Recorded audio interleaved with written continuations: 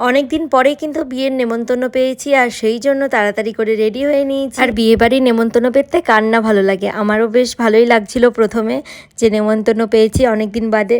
কিন্তু যখন রেডি হই তখন এতটা গরম লাগছিল, মনে হচ্ছিল না যে রেডি হয়ে কোথাও বেরোই। আর আজকে কিন্তু রেডি হওয়ার ব্লগটা শেয়ার করা হয়নি, রেডি হওয়ার পরেই তোমাদের সাথে পুরো ব্লগটা শেয়ার করছি।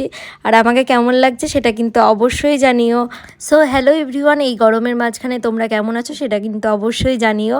আর এখন আমরা রেডি হয়ে পুরো নিচে চলে এসেছি। আর এই যে আমার শাশুড়ি মা, আমাদের দুজনকে কেমন মানিয়েছে সেটা কিন্তু অবশ্যই জানিও। আর এখন গাড়িও চলে এসেছে, সেই জন্য আমরা লেট না করে গাড়িতে উঠে পড়েছি। আর আমাদের বাড়ি থেকে ওই 30 মিনিট মতো লাগে, যেখানে আজকে নেমন্তন্ন ছিল আর কি। আর এখন আমরা বিয়ে বাড়ির সামনে কিন্তু পৌঁছেও গিয়েছি। আর সেদিন ছিল রিসেপশন, সেদিন কিন্তু বিভৎস গরম ছিল। আর এত গরমে মানে প্যান্ডেলে যত ঢুকছি তত যেন গরম লাগছে, মানে থাকতে পারছিলাম না।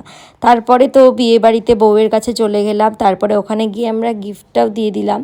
তারপরে আর বেশিক্ষণ আমরা একটুও লেট করিনি, কারণ প্রচণ্ড গরম লাগছিল, ওখানে একটুও দাঁড়িয়ে থাকতে পারছিলাম না, যেহেতু মানুষজনের প্রচুর ভিড় ছিল। তারপরে আমরা খাবারের ওখানে চলে এলাম, আর এসেই দেখছি সিট ফাঁকা ছিল, সেই জন্য আমরা লেট না করে বসে পড়েছি, কারণ এই গরমে বেশিক্ষণ থাকতে পারিনি ওখানে। প্রথমেই ছিল পনিরের একটা আইটেম, তারপরে ছিল রাধাবল্লভী, আর তার সাথে ছিল চানা মশলা, তারপর ছিল সাদা ভাত, চিপস, তার সাথে মুগ ডাল, তারপরে দই কাতলা, সেগুলো আর তোমাদের সাথে শেয়ার করা হয়নি।